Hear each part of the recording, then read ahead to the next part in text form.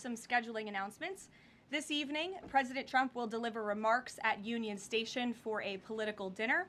Tomorrow morning, the president will host the second cabinet meeting of the year and the 11th cabinet meeting of his second term. And later tomorrow afternoon, the president will host a Greek Independence Day celebration in the East Room.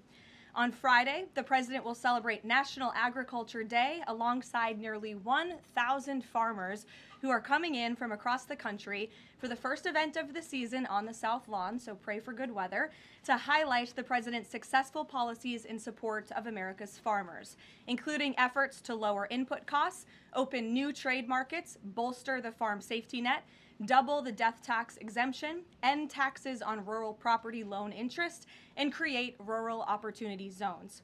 Also, I'm pleased to announce that President Trump's meeting and long-awaited meeting with President Xi in China will now take place in Beijing on May 14th and 15th. First Lady Melania and President Trump will also host President Xi and Madam Peng for a reciprocal visit in Washington, D.C. at a later date to be announced this year. Turning to the ongoing military operations in Iran, the United States military continues to decimate the terrorist Iranian regime's offensive and defensive capabilities. Just over 3 weeks in, it's abundantly clear that Operation Epic Fury has been a resounding military triumph. More than 9,000 enemy targets have been struck to date. Compared to the start of the operation, Iran's ballistic missile attacks and drone attacks are down by roughly 90%. The United States is also annihilating the Iranian regime's navy. We have destroyed more than 140 of their naval vessels, including almost 50 mine layers.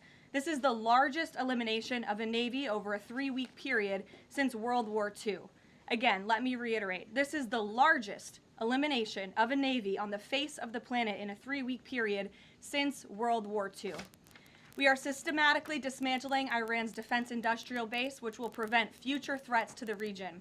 Our military also remains laser-focused on eliminating the regime's threat to the free flow of energy through the Strait of Hormuz. Over the weekend, we dropped several 5,000-pound bombs on an underground facility used to store equipment, including anti-ship cruise missiles and mobile missile launchers positioned along the coastline of the strait. Our military efforts grow more successful with each passing day, steadily degrading Iran's ability to terrorize merchant ships. For all of these reasons, we are very close to meeting the core objectives of Operation Epic Fury, and this military mission continues unabated. From the outset, President Trump and the Department of War estimated it would take approximately 4 to 6 weeks to achieve this critical mission. 25 days in, the greatest military the world has ever known is ahead of schedule and performing exceptionally. Day by day, the Iranian regime is being crippled, and their ability to threaten the United States and our allies is being significantly weakened. Their ambitions of building a nuclear weapon have also been crushed to an even greater degree than they were in Operation Midnight Hammer in June 2025. That's why you're beginning to see the regime look for an exit ramp. They recognize they are being crushed, their ability to attack American and allied forces, as well as their ability to defend their own territory is dwindling literally hour by hour.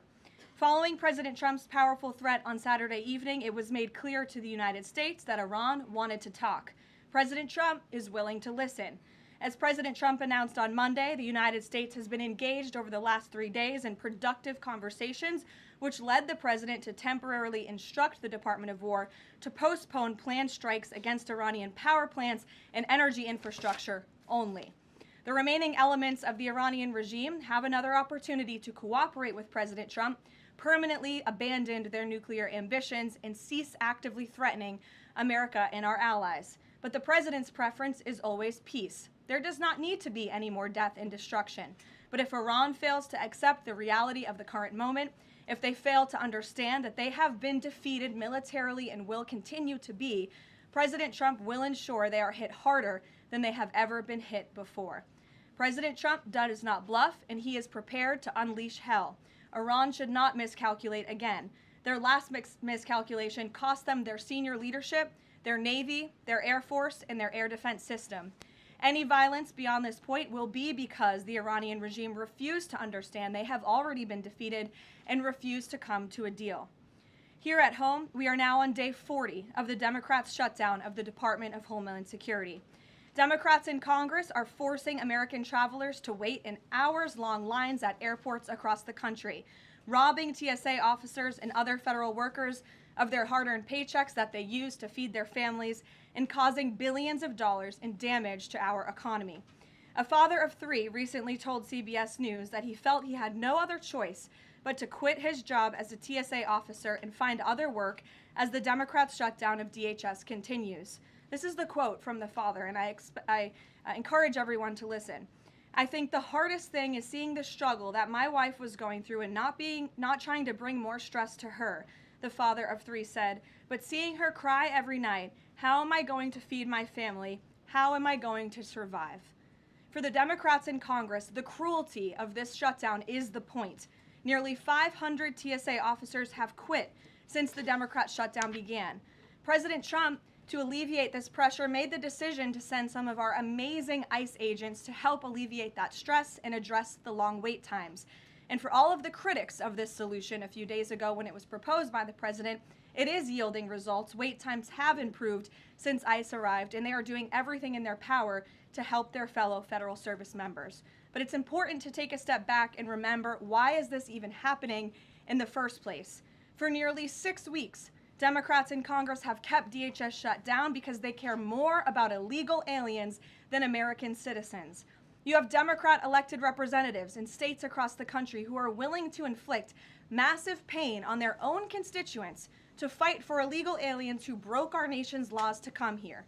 In recent days, we saw the deadly consequence of this deranged policy of Democrat open borders and an illegal alien-first agenda. A beautiful 18-year-old girl, Sheridan Gorman, she was shot and killed in Chicago last Thursday morning while walking in a park with friends. The suspect in custody for murdering her is a Venezuelan illegal alien who was caught and released at the border by the Biden administration in May of 2023. Why would the Biden administration catch and release a Venezuelan illegal alien? That is not happening anymore under this president. But there are still tens of thousands, if not millions, of these illegal aliens in our country who seek to do harm to innocent Americans, like this beautiful young woman whose family will now never be the same because of her death. To make matters even worse, this monster was also released from local custody again after a shoplifting arrest, where? In the sanctuary city of Chicago in June of 2023. Again, another innocent American citizen had her life stolen from her because Democrats embrace reckless open border policies and reckless sanctuary city policies, which put criminals back into American communities. How many more Americans have to die before the Democrats end this madness? President Trump's position is very clear. He wants the federal government opened, he wants the Department of Homeland Security funded, and he wants the Democrat shutdown to end immediately. The president will also continue to call on Democrat leaders in sanctuary cities and states like J.B. Pritzker, where this young, beautiful girl was murdered, to cooperate with ICE and stop releasing illegal alien criminals into American neighborhoods. It is for the safety of every American citizen, including all of the people in this room. With that, I will take your questions, and here in our new media seat today, we have Gabe Fleischer. Thanks, Karoline. Thanks, Gabe, for being here. Thank you. I have 2 questions for you. First, if the war in Iran continues past this current round of peace talks, and with thousands of troops on their way to the Middle East, is there a point, either a number of ground troops or a number of days, at which the president will consider seeking authorization from Congress? Well, as you know right now, that formal authorization from Congress is not necessary because we're currently in major combat operations in Iran.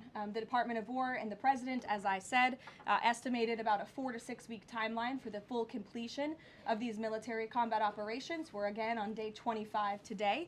And as a courtesy, nevertheless, the administration did notify Congress, the Gang of 8, ahead of the launch of the operation 25 days ago. And we've also had our top national security officials go to Capitol Hill to brief lawmakers, again, out of courtesy and out of respect for them. So at this moment, it's unnecessary, but of course, the President and this administration will always abide by the law.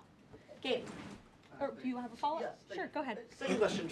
In my reporting, I speak a lot to young voters, many of whom voted for President Trump for the first time in 2024, hoping to have no more wars and to have lower prices. Now, with the war taking place and with gas prices going up, Curious what President Trump's message would be to those voters who kind of swung into his coalition in 2024, but maybe don't feel the administration is going as they had expected. President Trump is doing this for you. He's doing this for young people so that we are no longer threatened by a rogue terrorist regime in the Middle East that seeks to kill the brave men and women who serve in our country in the Middle East, many of them young people themselves, young men and women who serve this country honorably in uniform and have been threatened, killed, and maimed by the rogue Iranian terrorist regime for 47 years. President Trump finally had the courage to step up and do what's right by our national security, our homeland security. As for the temporary short-term fluctuation in gas prices, the president has said once these combat operations are over, this administration is going to continue to unleash American energy dominance. We're continuing to do that every day, and we're going to see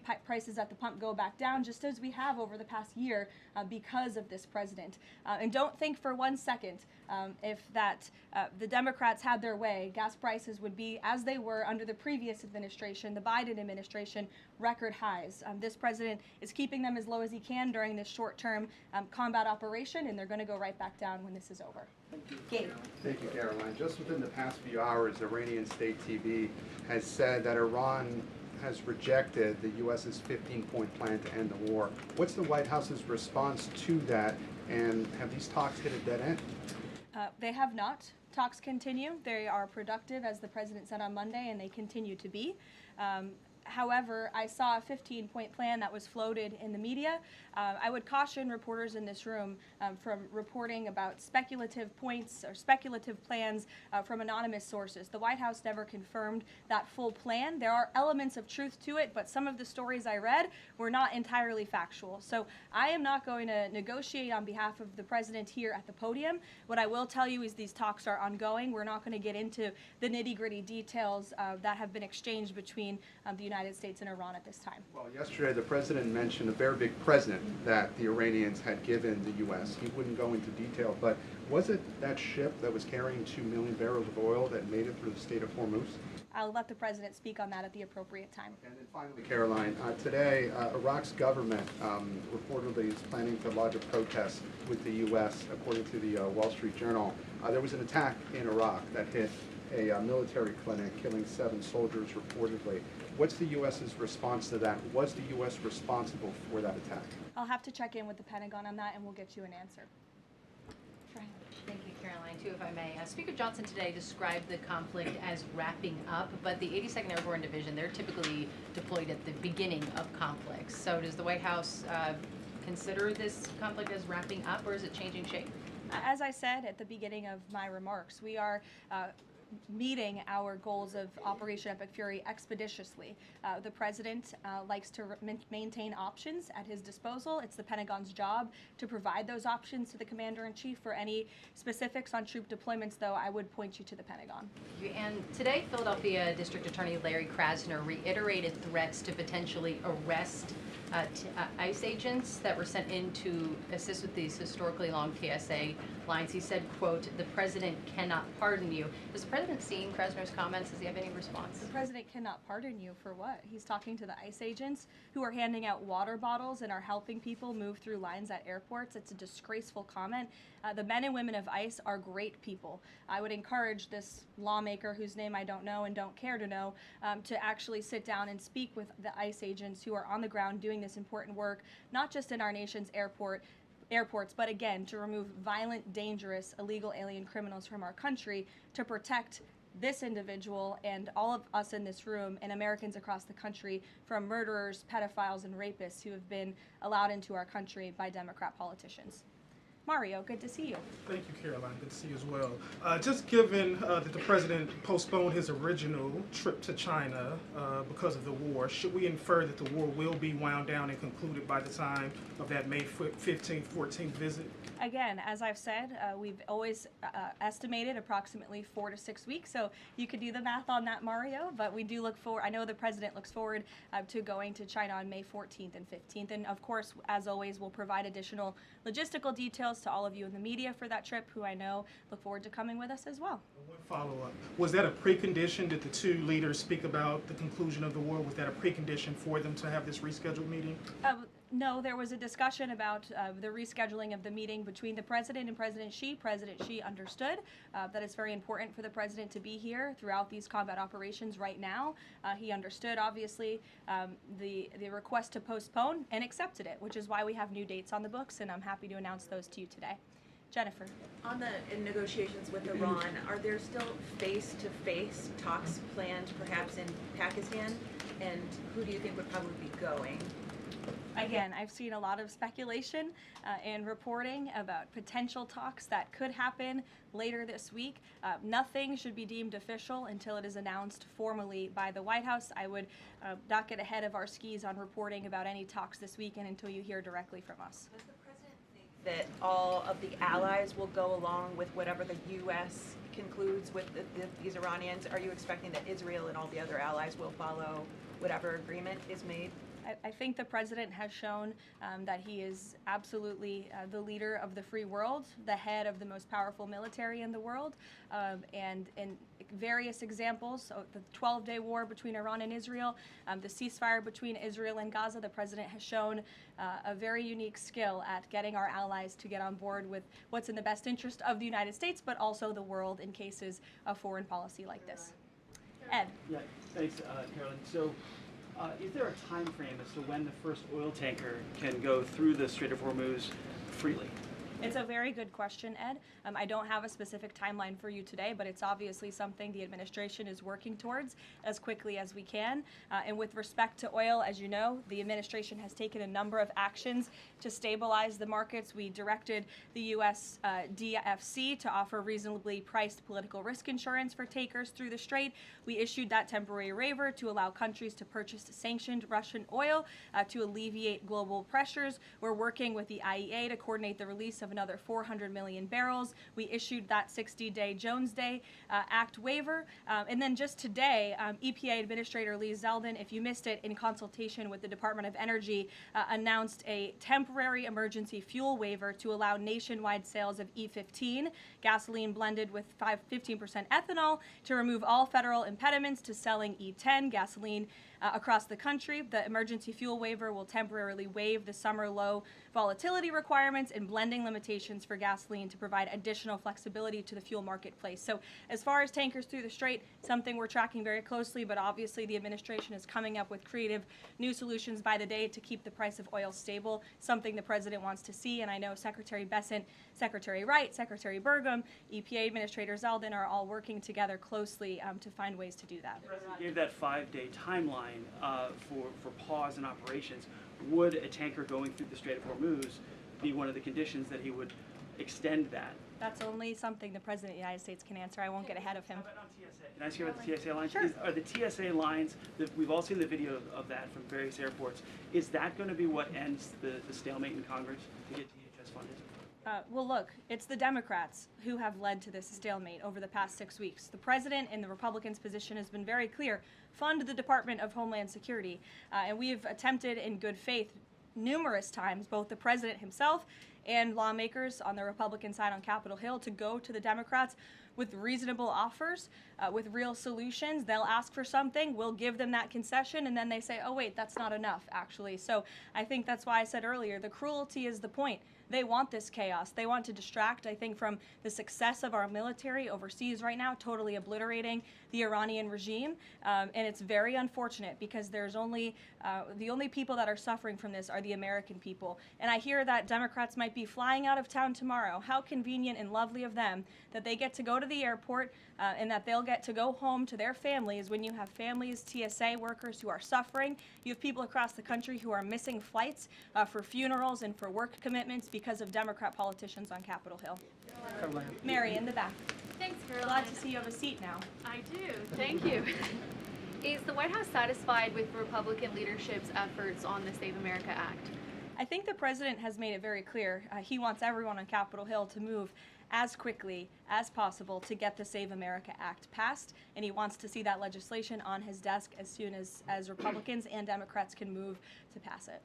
But are there any lawmakers in Congress that the president is frustrated with on this matter and feels could be doing a better job? I think the president wants to see everybody on Capitol Hill move faster all the time. That he wants everyone in this town to work at Trump speed like we do here at the White House. We'll go to Karen. Two questions on Lebanon, if I can. Is the U.S. providing support at this point for Israel's ongoing offensive in Lebanon? And is the president concerned that right now there are more than 1 million people who've been displaced and potentially could be for a significant amount of time?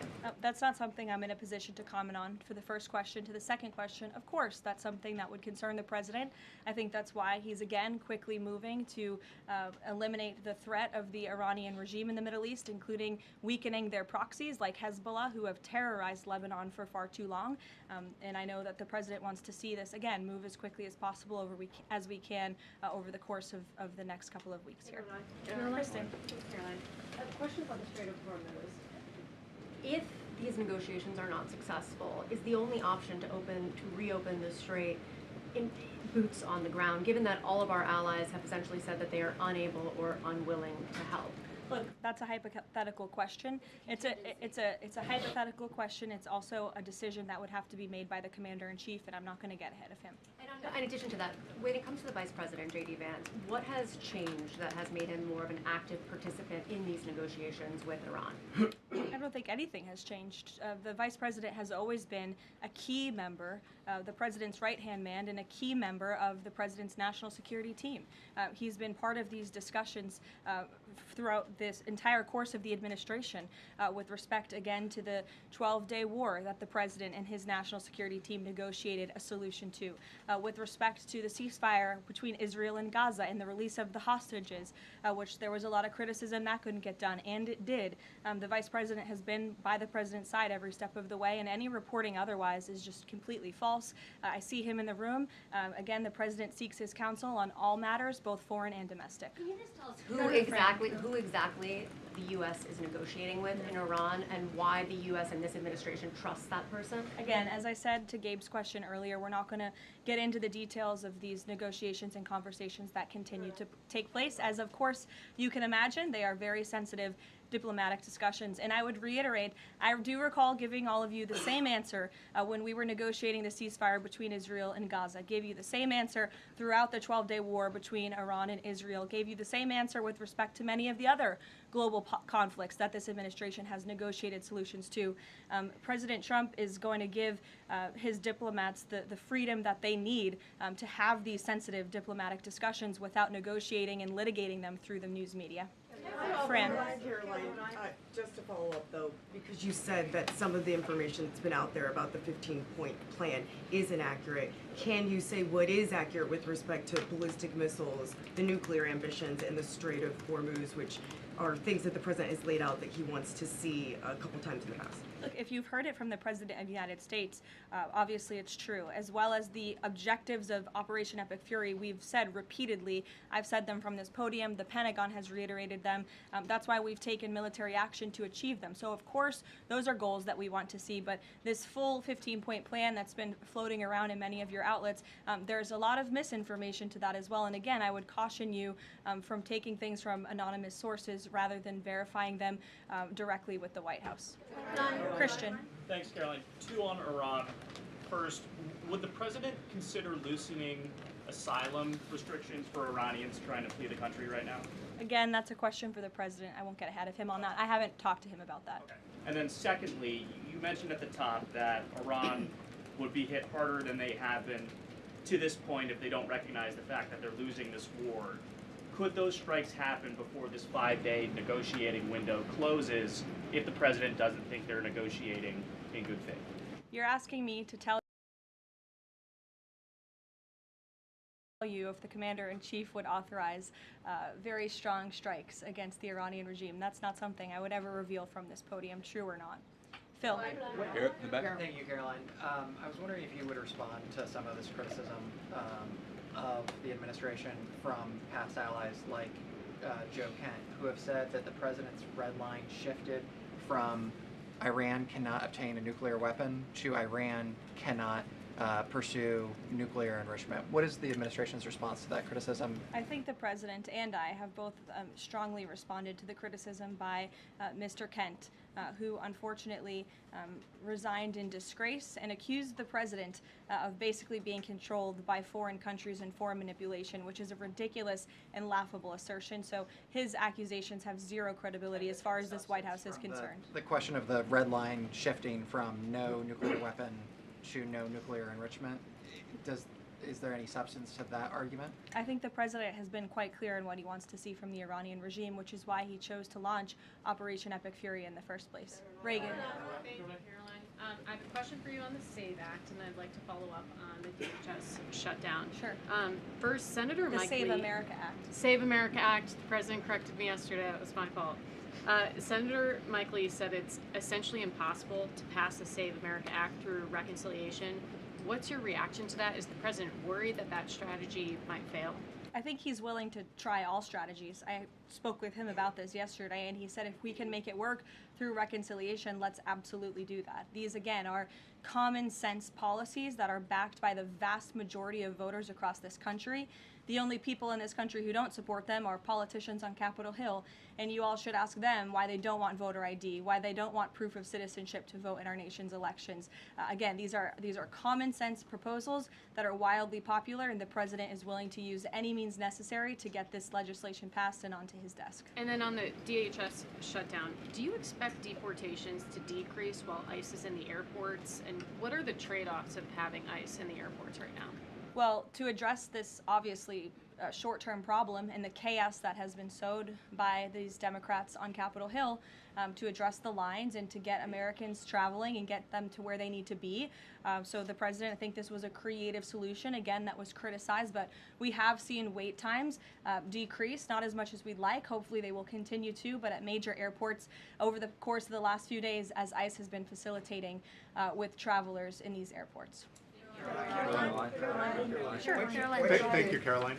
On March 6th, the president said in an interview with Reuters that the U.S. should have a role in choosing Iran's next leadership. Now that we're almost 4 weeks into the operation, is that still the president's assessment of where things should go? As I've said repeatedly, I think the president obviously believes the United States wants to have someone in leadership position in the Iranian regime that will be much more favorable, that will be willing to work with the United States, that will no longer chant death to America. These would obviously be good common sense things for the United States and for our allies. I think that's what the president meant when he spoke with Reuters that day. Go ahead.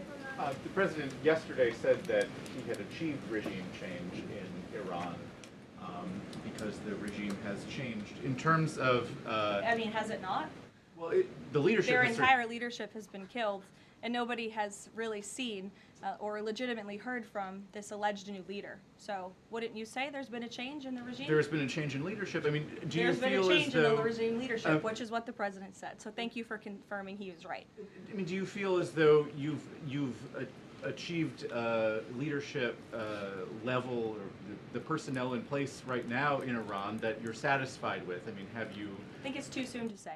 In terms of highly enriched uranium in Iran right now, is your expectation, I mean, the stated desire of the president has been to prevent nuclear weapons.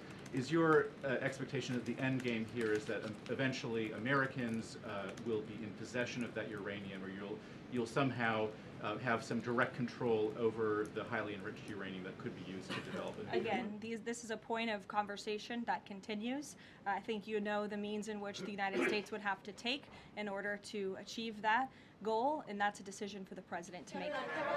Brian, good to see you, Brian Glenn. Good to see you as well. Does the White House have a comment on a letter that was sent from Congressman Raskin to the DOJ alleging that the DOJ recklessly released damning information in regards to President Trump's documents? Yes, I saw that letter from Congressman Raskin this morning, who I would add has zero credibility, and this letter was clearly a cheap political stunt.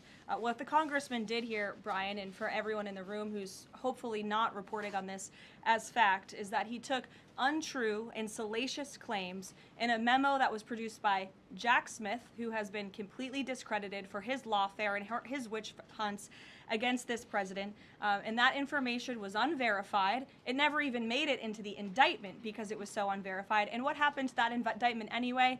It was thrown out. And Jack Smith has been proven, again, to be a prosecutor on a witch hunt against President Trump. He tried to throw him in jail ahead of the 2024 election. The Biden Department of Justice was fully on board with this lawfare campaign. And in fact, this story that was concocted by Congressman Raskin was so ridiculous, I understand his communications team reached out to some outlets in this room who responsibly said, we're not going to write this because this is just too much. However, of course, MS Now did write that story this morning because they continue to be left-wing propaganda for the Democrat Party. But I think Jack Smith has been proven to be a liar and a fraud, and this is, again, a cheap political stunt from a Democrat on Capitol Hill who I think wants to get himself on cable television. Thank you all very much. Thank you.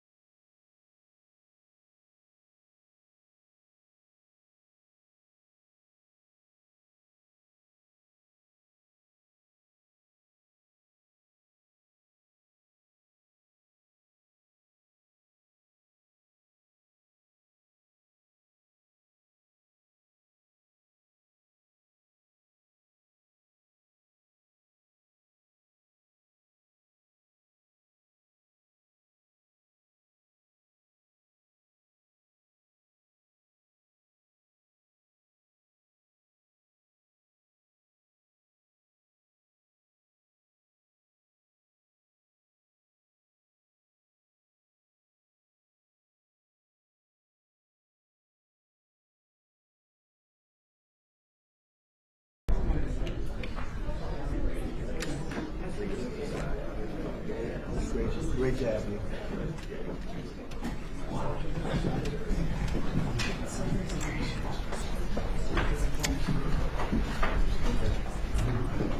Well, thank you very much, everybody. It's great to have you, and we have a very special person, just won a tremendous election in a record-setting fashion, so you have something in common. And I was very proud and honored to endorse the Prime Minister because of the fact that I felt she was really good. I thought she did a fantastic job. I respect her a lot, so I gave her an endorsement. And she had the most successful election, in my opinion, in the history of Japan, won by the most ever. So we have a very popular, powerful woman, and she's a great woman. We have a very fine relationship, and we're going to be talking about trade and many other things, and it's an honor to have you. Thank you very much. 皆様ありがとうございます。本日は非常に特別な方にいらしていただいております。歴史的な選挙の圧勝ということで、私と共通するものがあると思います。私たち素晴らしい絆を持っておりまして、だからこそ私の方からも応援のメッセージを出させていただきました。素晴らしい人であり、私も心から尊敬している方です。日本の歴史上最も素晴らしい選挙で圧勝したということで人気の高い女性であり、すごい方だと私も思っております。本日に関しては貿易その他の課題について多く話をする予定です。Thank you for inviting me to the White House today. Thank you. So, my visit is timely. So, given the current situation. So, oh, please, yes, absolutely. You have a very good interpreter. Yeah. Who I've known for a long time. With Shinzo. Right? 今中東情勢も含めて、それから世界中の安全保障環境が非常に厳しい状況にあります。Right now, situations in the Middle East and also the entire world, we are actually experiencing a very severe security environment. そして世界経済もかなり厳しい影響を受けつつあります。And also the global economy is now about to experience a huge hit because of this development. でも私は世界の繁栄とそして平和に貢献できる世界中に平和と繁栄をもたらせるのはドナルドだけだと思っています。But even against that backdrop, I firmly believe that it is only you, Donald, who can achieve peace across the world. でそのために私は、諸外国に働きかけて、しっかりと応援をしたいと思っています。And to do so, I am ready to reach out to many of the partners in the international community to achieve our objective together. 今日私はそれを伝えに来ました。So today, I came here at the White House to directly convey this message to you. そしてイランに関してはもう核兵器の開発、これは許されてはならないことですから日本も働きかけをしてきました。And speaking of the situation in Iran, Iran's development of nuclear weapons must never be allowed. And that is why we, Japan, have been urging them and also reaching out to other partners in the world. そして我が国は周辺国に対する攻撃、ホルムズ海峡の実質的な閉鎖についてもこれは非難をし、そして茂木外務大臣からもイランの外務大臣に対してもうそれをやめるように申し入れをしてきました。In addition, Japan condemns Iran's actions such as attacking the neighboring region and also the de facto or effective closure of the Strait of Hormuz. As a matter of fact, my fellow minister, Minister Motegi, Foreign Minister Motegi, also had the direct exchange with the Iranian foreign minister and urged Iran to stop such activities. Contest. Yeah, you'll let me know. You can let me know. それでとにかく今中東だけじゃなくてインド太平洋の安全保障環境も大変厳しい中にあります。そんな中でドナルドが日本に深い信頼を寄せてくれて揺るぎない同盟にコミットメントしてくれていることに感謝をいたしております。And also the security environment in the Indo-Pacific region is also becoming increasingly severe. Donald, you have shown deep trust in Japan and also the unwavering commitment to the Japan-US alliance. Once again, thank you very much for that. 今日は日本とアメリカが共に強く豊かになっていくための話し合いをしたいと思っています。And today, I look forward to having a discussion on how we can cooperate to make our two nations, both Japan and the United States, stronger and more prosperous. それから世界のエネルギーマーケットを落ち着かせるための提案も持ってまいりました。And I also brought specific proposals to calm down the global energy market. この後主に、経済安全保障、重要鉱物ですがエネルギーに関する協力、そしてお互いに強い経済を作るための、成長のための話し合い、経済成長のための話し合いをしたいと思っています。So today, I really look forward to having our discussion, particularly focusing on our collaboration in economic security in the important areas such as energy and rare earth minerals. And also, I look forward to discussing with you how we can make our two economies stronger moving forward. Thank you very much. Thank you very much, and you're doing a great job. Again, congratulations on the biggest win in the history of Japan. That's not bad. That's a pretty long history. That's a large nation with with a great reputation, but it's a tremendous victory. Congratulations to everybody. I'm very proud of you. Very proud of you. We've become friends, and I'm very proud of the job you've done. It's not easy. Any questions, please? Mr. President, are you fully satisfied with the level of support that you're getting from Japan on Iran, including around minesweepers? Well, we're going to be speaking about it today. Go ahead, you can go. 日本から機雷艇などの支援に関して、その点について今の状況に満足していらっしゃいますか？ We're going to be speaking about it today. We've had tremendous support and relationship with Japan on everything, and I believe that based on statements that were given to us yesterday, the day before yesterday, having to do with Japan, they are really stepping up to the plate. Yes. 非常に日本のからは素晴らしい支援を受けていると思います。おとといのコメントから、日本からはそれに対して非常に力強いメッセージを得ていると私は思っています。Unlike NATO. NATO とは全く違いますね。Please. Mr. President, do you intend to lift sanctions on Iranian oil, and do you intend to potentially put U.S. troops or more troops in the region? No, I'm not putting troops anywhere. If I were, I certainly wouldn't tell you. But I'm not putting troops, and we will do whatever is necessary to keep the price as low. I actually thought when I did this, look, the Dow just hit 50,000 a couple of weeks ago. They said that couldn't happen for 4 years. It wouldn't happen in my term. It's such an outrageous thing because I said it would happen. I didn't know it was going to happen that fast, but it just hit 50,000, and we did that in 1 year, not 4. S&P had just hit 7,000. They said that was even more impossible than the Dow hitting 50, and we did that in 1 year. So it's all done. Everything was going great. The economy was great. Oil prices were very low. Gasoline was dropping to, I mean, we had $1.99, $1.85. We had great everything. And I saw what was happening in Iran, and I said, I hate to make this excursion, but we're going to have to do it. And I actually thought the numbers would be worse. I thought that it would go up more than it did. But we're doing this excursion, and when it's completed, we're going to have a much safer world. And the Prime Minister agrees with me on this. He considers it to be terrible what Iran did. I think every country does, just about every country does. Iran is a serious threat to the world, to the Middle East and to the world. And everybody agrees with me. I think virtually every country agrees with me on that.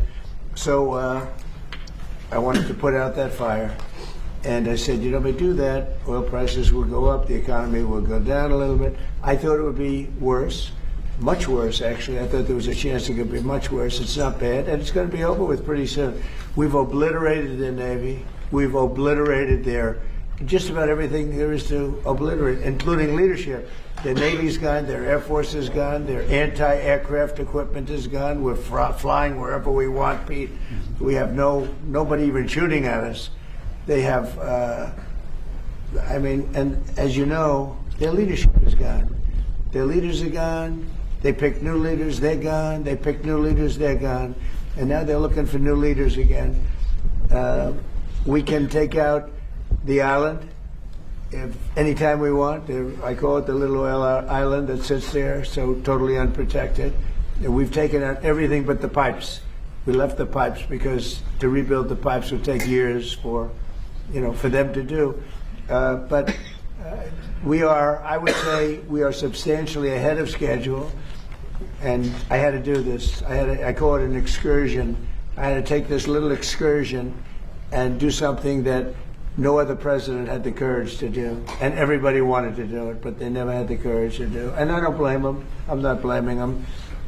It was left to me, and we've done a great job. Our military is incredible. We have an incredible military.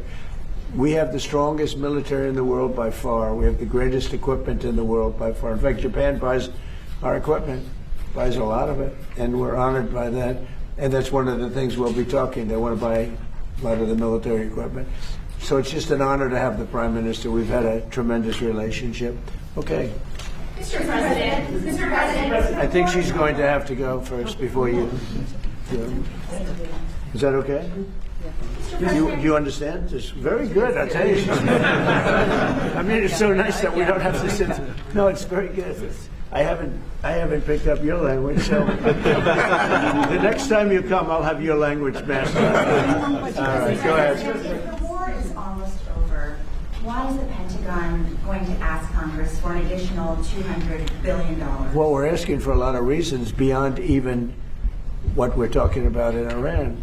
This is a very volatile world, and the military equipment, the power of some of this weaponry is unthinkable. You don't even want to know about it. Oh, you could end this thing in 2 seconds if you wanted to, but we are being very judicious. But we want to do. Don't forget, Biden gave away. I rebuilt the military in my first term.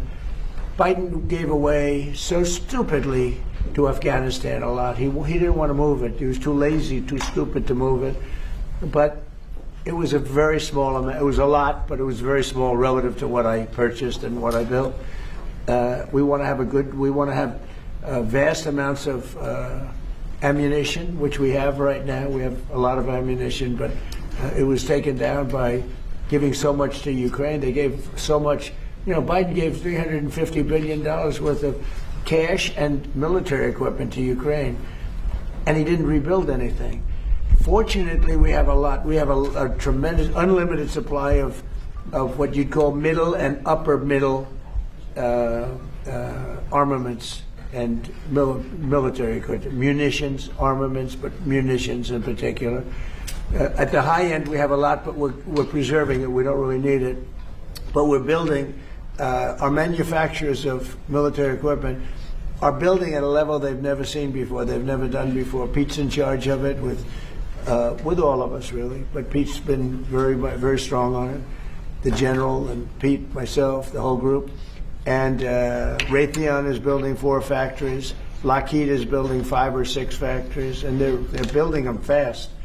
Because we had a very tough meeting with them. They were going out and buying back stock for $51 billion in one case. They spent $51 billion buying back stock. Now they're not allowed to do that. And they are now building a tremendous, there's never been anything like it, what's taking place right now. So we're in very good shape, but we want to be in the best shape we've ever been in. We were that, when I rebuilt the military, we were in great shape, and then Biden blew it, and he didn't do anything. He didn't do anything. And if you listen to the Democrats, they don't even want to have a military. Now you see how important it is.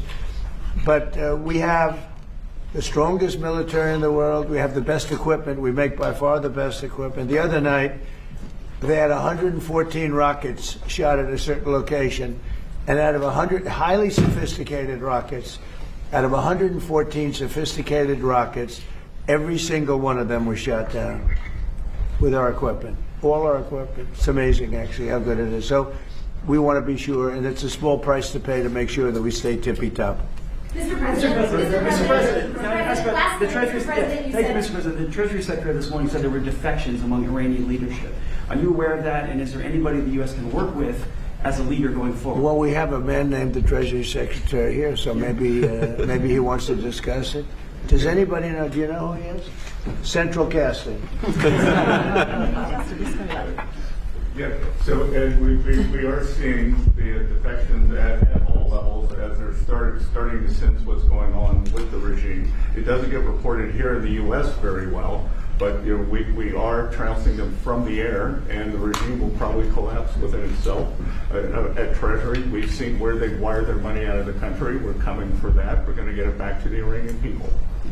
And are you seeing defections? Yes, sir. On Israel, There's a lot of military defections also. You have a lot of military defections in Iran. I don't blame them. Thank you, Mr. President. Have you talked to Prime Minister Netanyahu about attacking the oil and gas fields? Yeah, I did. I told him don't do that, and he won't do that. We didn't discuss. We do.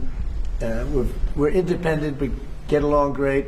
It's coordinated, but on occasion he'll do something, and if I don't like it, and so we're not doing that anymore. And the last one, if I could, the Fed chairman told me yesterday that he plans to stay until a new Fed chairman is confirmed, and he also plans to stay on the board until the investigation into the Federal Reserve is done.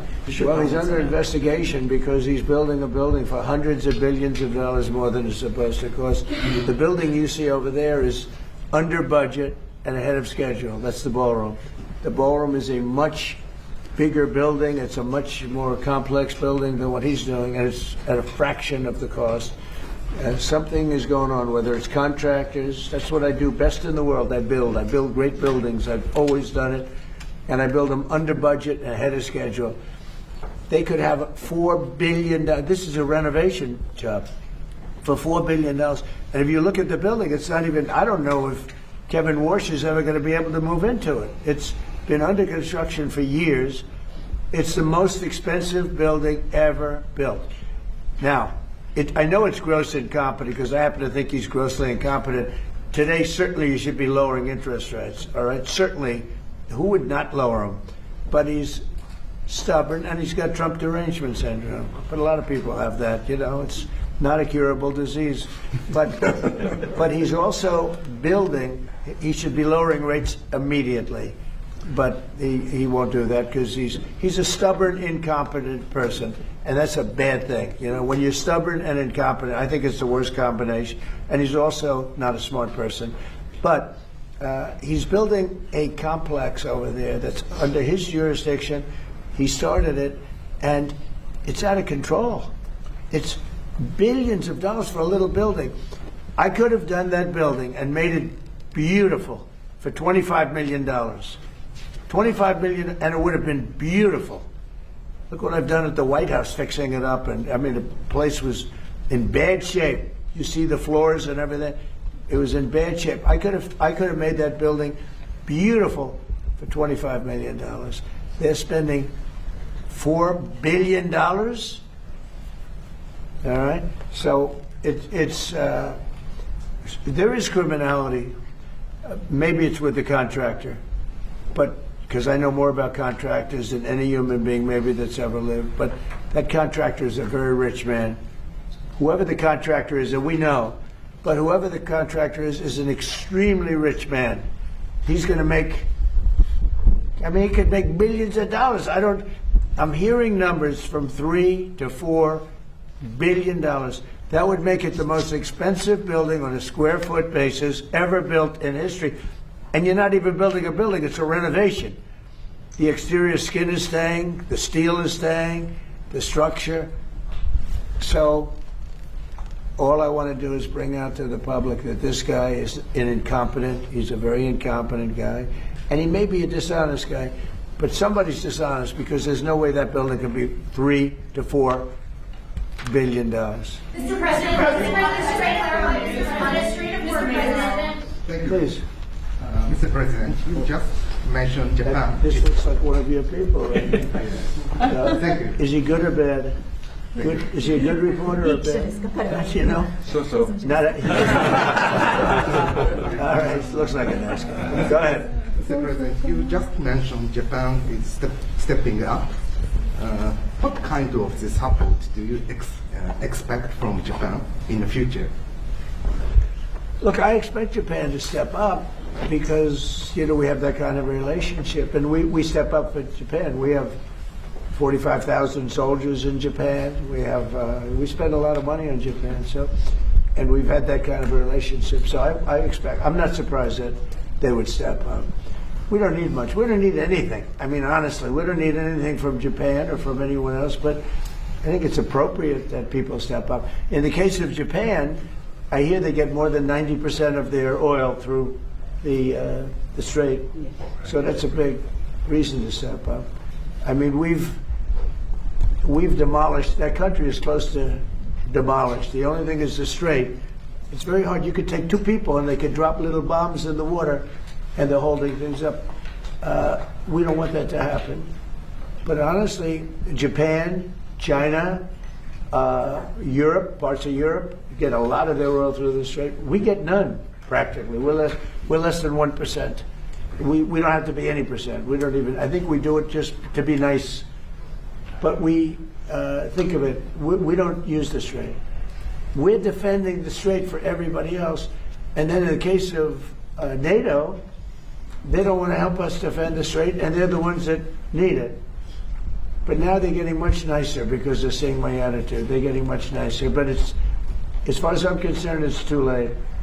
You know, UK wants to send aircraft carriers now. And I said, I want the aircraft carriers before the war. I don't want them after the war is won. They want to send me aircraft carriers after the war is. There's practically nobody to shoot at them. You know, their missile count is down. Maybe you could discuss it by about 90-something%. The drones are way down, and the factories are being demolished. Maybe. Yes, sir. Our missiles being shot are down over 90% since the beginning. One-way attack drones down 90% since the beginning, which is a reflection of overwhelming firepower. But you mentioned the most important part, Mr. President. Their defense industrial base.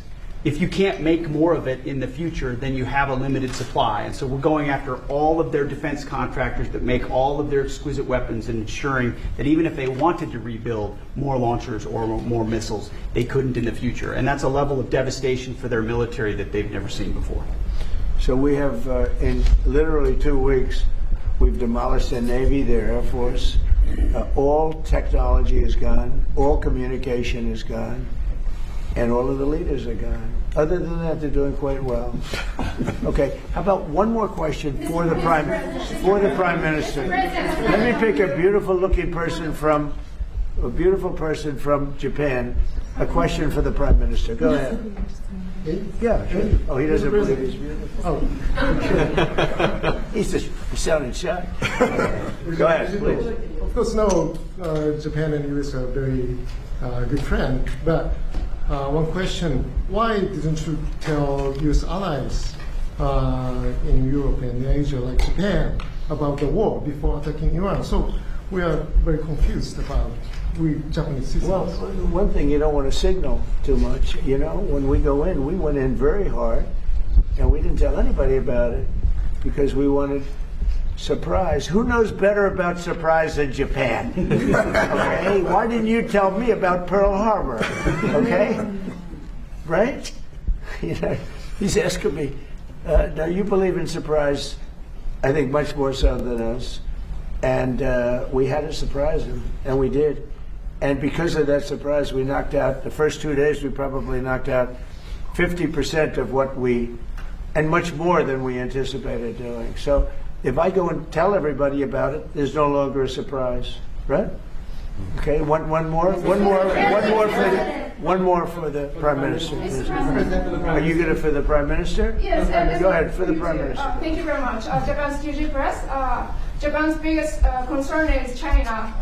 Now they are giving us export control and very harsh terms to criticize us. So will you plan to bring out relationship between Japan and China while you are there? Well, I'll be going to China very quickly, but I think I'd really like to have the Prime Minister talk about China because I know they have a little bit of an edgy relationship, and I'd just like to know where it stands, how you're doing with China. So, please. で日本はいつも中国に対してオープンです。会話はオープンにしています。それから冷静に対応しています。でとにかく米中関係も含めてですね、これが地域の安定、それから世界のサプライチェーン、これに貢献するものであることを願っています。日本は常にオープンです。So first of all, Japan has been consistently open to dialogue with China. And also, second, we have been addressing our relations with China in a calm manner. And also speaking of the US-China relationship, my sincere hope is that the relationship will be something conducive for regional security and also ensuring the global supply chain in the world. Once again, I would like to reiterate that Japan has been consistently open to dialogue with China. And I think we're going to have a great trip. The trip has been postponed for about a month and a half. It's been reset, and we look forward to it. And I'll be speaking Japan's praises when I'm in China with President Xi. But we're going to have some good talks today. And I think mostly about trade, because they want to do a lot of trade. They're a tremendous purchaser of our energy, our oil, gas from, in particular, Alaska. Because Alaska, believe it or not, is very close. It's much closer than any other source. It's just, it seems a little cold compared to, but it's just a short trip. So that's something that we will talk after this war, at least. We'll be discussing trade, and a lot of the talk will be about energy. Thank you very much, everybody.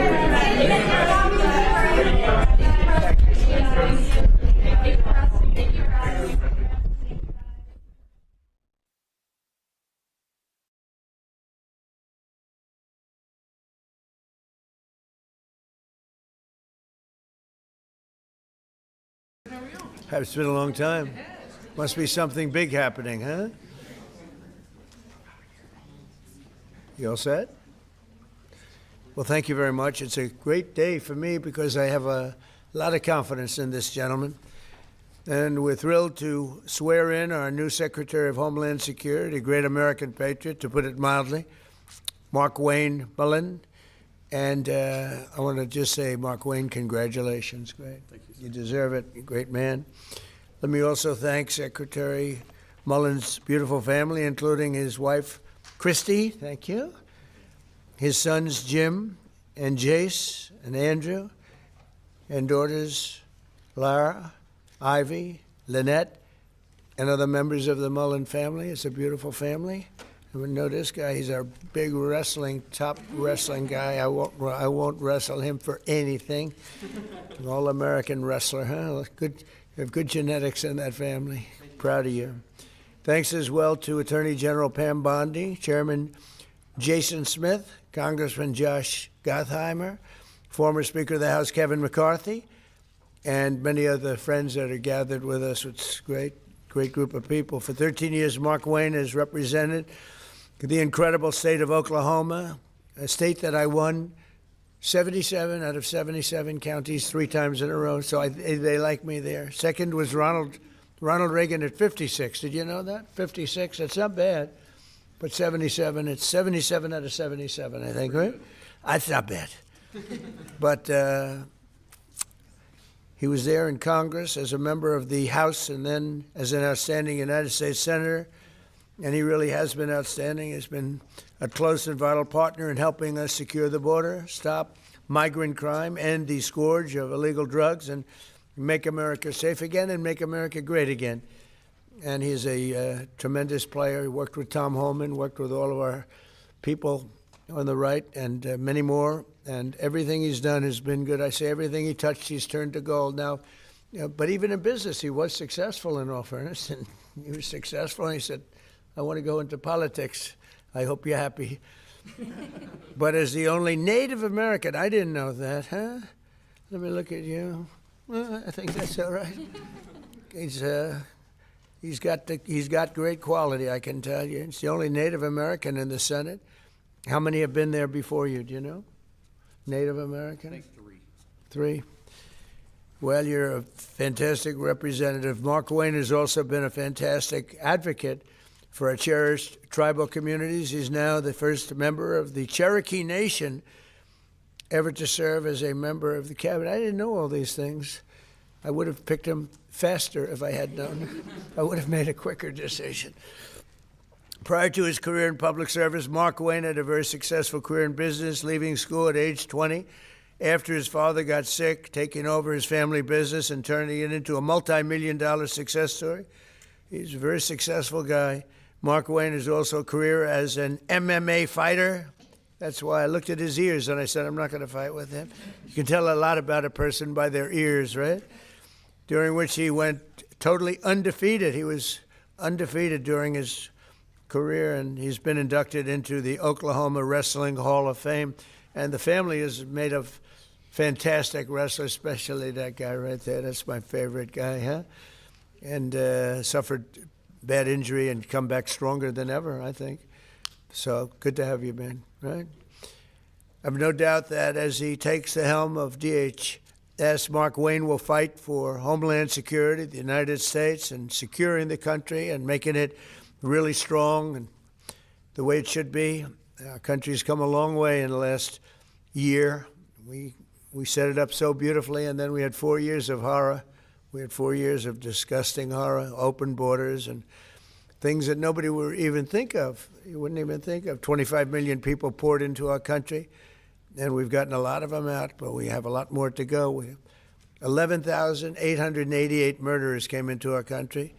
People came in from all over the world, from prisons and gangs, gang members, drug dealers, people from mental institutions, insane asylums. That's the mental institution times 2. And what they allowed to happen to our country can never be allowed to happen again, and it won't. With Mark Wayne, we have somebody that's strong, professional, and fair. As you know, the department that Mark Wayne takes over today is currently shut down by radical left Democrat thugs in Congress who have blocked all funding for DHS because they're trying to shield illegal alien criminals, gang members. They want to protect them from being taken out of the country, drug dealers, murderers. They're protecting them all.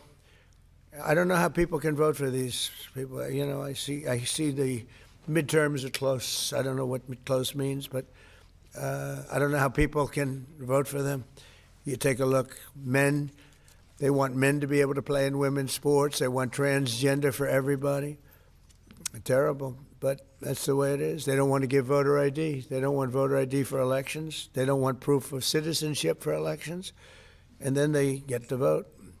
They do cheat, but I don't know, it's hard to believe they can cheat that much. Just in the past few days, we've seen the horrifying consequences of Democrats' deadly open border extremism. They want open borders, and they want to open the borders again if they have their chance, because they think they're going to get votes by doing that. On Thursday, a precious 18-year-old college student named Sheridan Gorman was shot and killed while she was walking in a park. She was just walking in the park, didn't do anything.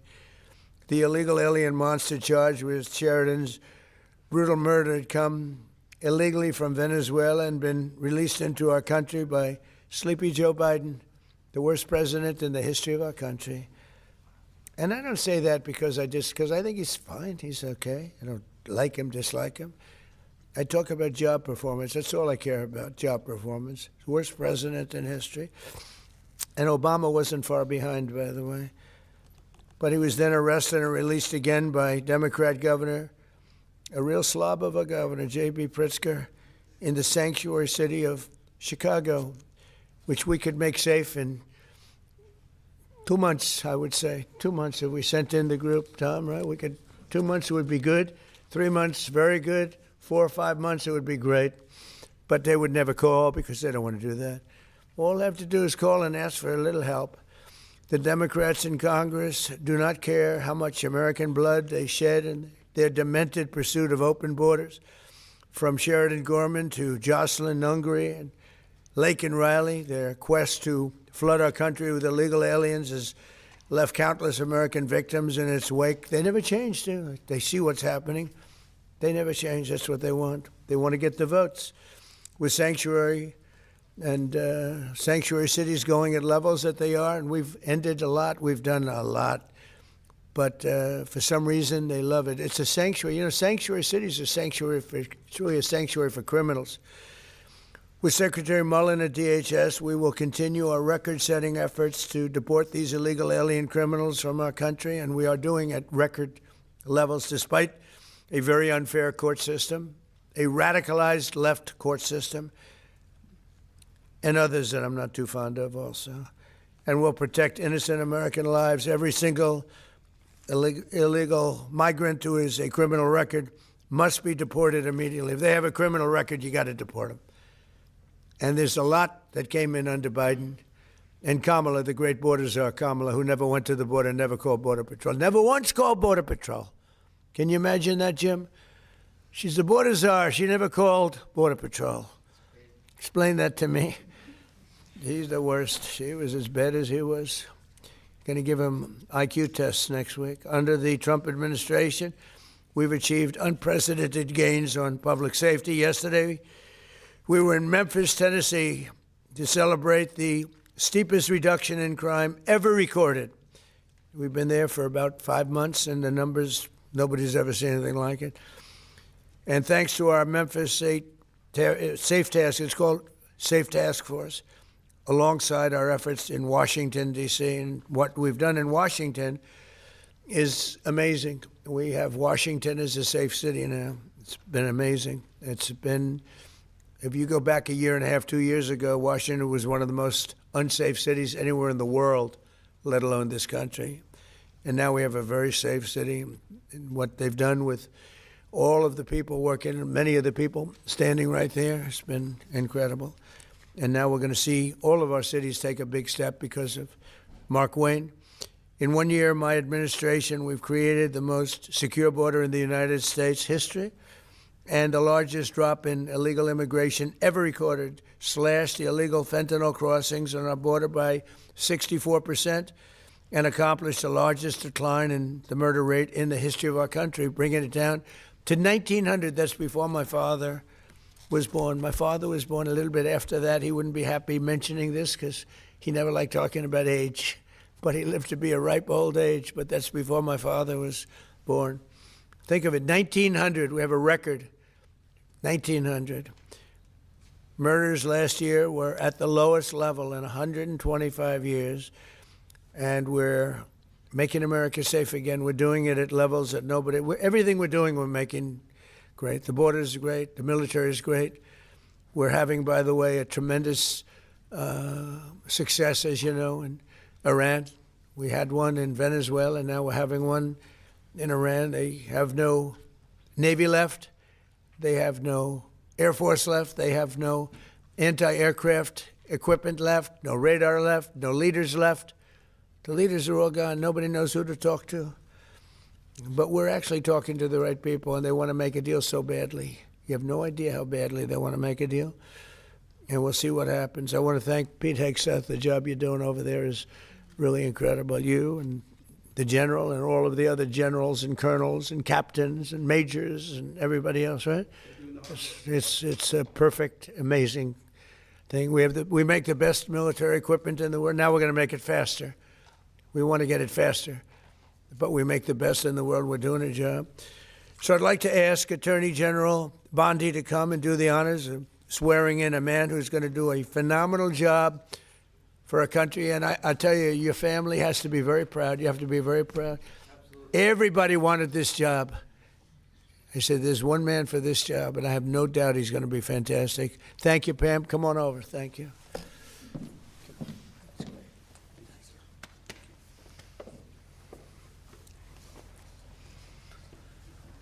Please raise your right hand and repeat after me. I do solemnly swear. I do solemnly swear. Mark Wayne Mullen. Mark Wayne Mullen. That I will support and defend the Constitution of the United States. That I will support and defend the Constitution of the United States. Against all enemies, foreign and domestic. Against all enemies, foreign and domestic. And that I will bear true faith and allegiance to the same. And that I will bear true faith to allegiance and do the same. And that I take this obligation freely. And take this obligation freely. Without any mental reservation. Without any mental reservation. Or purpose of evasion. Or purpose of evasion. And that I will well and faithfully. And that I will well and faithfully. Discharge the duties of the office. Discharge the duties of the office. On which I am about to enter. Which I am about to enter. So help me God. So help me God. Congratulations, Secretary. Hey.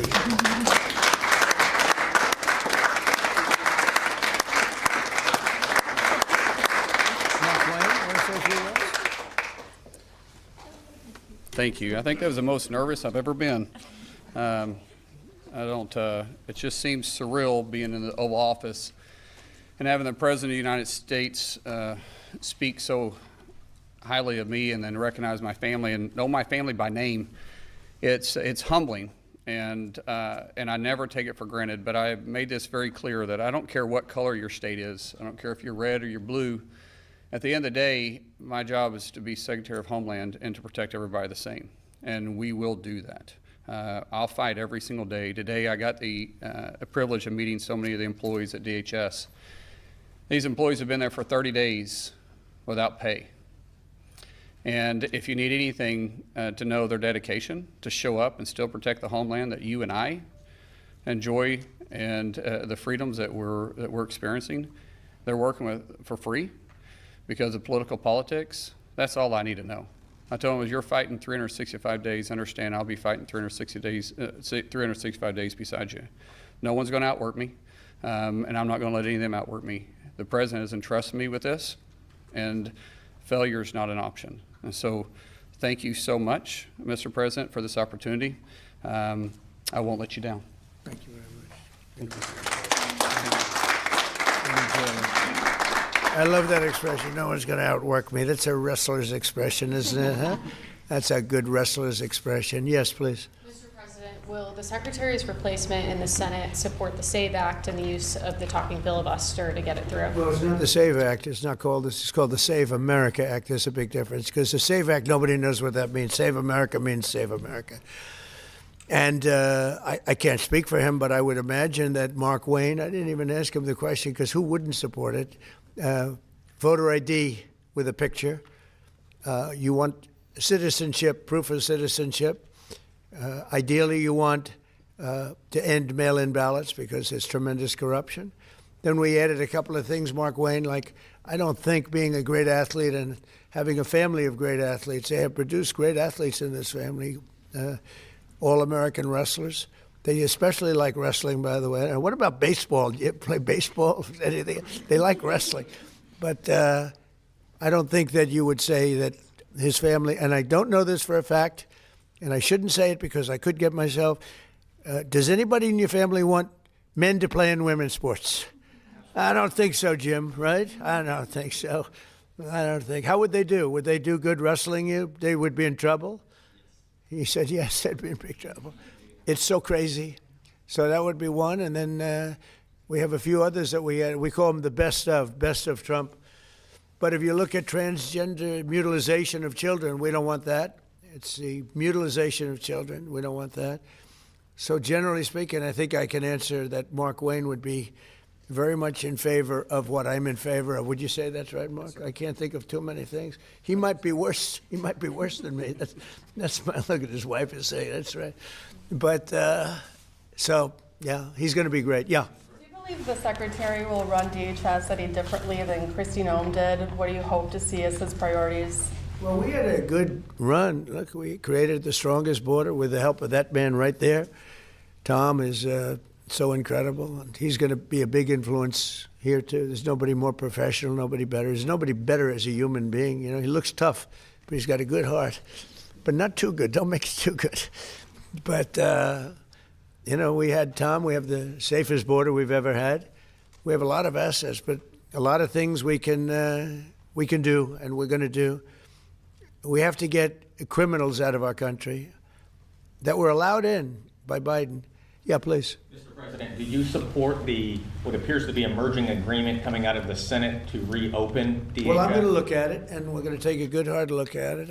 I want to support Republicans, and you know, sometimes it's awfully hard to get votes when you have Democrats that don't want to have voter ID, they don't want to have proof of citizenship, they don't want to do anything about men playing in women's sports. That's one of the items we put on, you know. And I did that just because it's so popular. You know, they say that's at least an 80-20 issue. No, it's about a 99-1. I don't think it's, what do you think, Pete? Do you think it's 80-20? Who's closer, 80-20 or 99-1?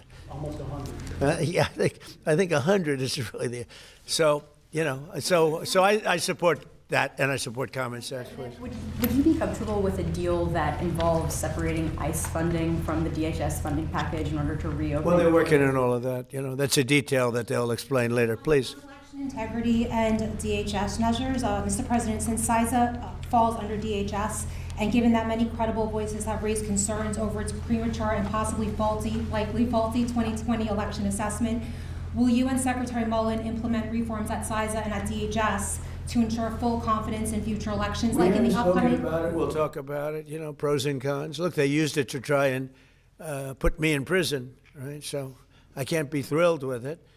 They used that very strongly, very illegally. The Democrats are thugs, and I don't want to say that. It would be nice to everyone get along, but it's a different country than it was years ago. It was very dangerous the way they used it. And they weaponized government. They used that to weaponize government. So I'm not thrilled, but I'll also go along with two groups of people, the military, and I think the military likes it, right? And I'll go along with the senators. I'm fine. But I was a big victim of it. Yeah, please. Are you going to send Jared Kushner and Steve Witkoff to do direct negotiations with the Iranians? Yeah, well, we're in negotiations, as it turned out, and now you've seen what I said yesterday was exactly correct. We're in negotiations right now. They're doing it along with Marco, JD. We have a number of people doing it. And the other side, I can tell you, they'd like to make a deal. And who wouldn't if you were there? Look, their Navy's gone, their Air Force is gone, their communications are gone. That's the biggest problem. It's very hard to communicate them between themselves. All of the anti-aircraft is gone. Most of their missiles are gone. We either shot them or they shot them and don't have them anymore. They're down to a trickle. Pretty much everything they have is gone. I don't know. Can you name one thing that's not gone, or can you name one thing that's doing well? You know, if you read the papers, you think we're tied. You think we're in a tough battle. We are roaming free over Tehran, the city, Tehran, as opposed to Iran. We're roaming free. We can do whatever we want. And as you know, today we were going to have the privilege of shooting down a very big electric generation plant, one of the biggest in the world. And one shot to the right location ends the plant, it collapses. And we held off based on the fact that we're negotiating. Yeah. What do you think was the turning point to make you want to pursue a ceasefire? A few days ago, you said you wanted to continue bombing Iran. Now you want to pursue peace talks. Was there something that happened? The fact that they're talking to us and they're talking sense. And remember, it all starts with they cannot have a nuclear weapon. Just, I said yesterday, they said, what are the top 10? I said, well, number 1, 2, and 3 is they can't have a nuclear weapon. And they're not going to have a nuclear weapon. And we're talking about that. And I don't want to say in advance, but they've agreed they will never have a nuclear weapon. They've agreed to that. How do you ensure they won't have a nuclear Your weapon? former Border Patrol Chief, Greg Bavino, said his only regret is that he didn't catch more illegal aliens. What's your reaction to that? Who said that? That's your former Border Patrol Chief. He just retired. Well, I mean, we captured a lot. They were allowed into the country by Sleepy Joe and that group of incompetent people he was the worst president ever, the group of incompetent people. To me, that's the biggest scar. Inflation, they caused the highest inflation we've ever had. We've already gotten rid of it. The biggest scar is what they did, the people that they allowed from prisons all over the world. They came from the Congo, from all over South America.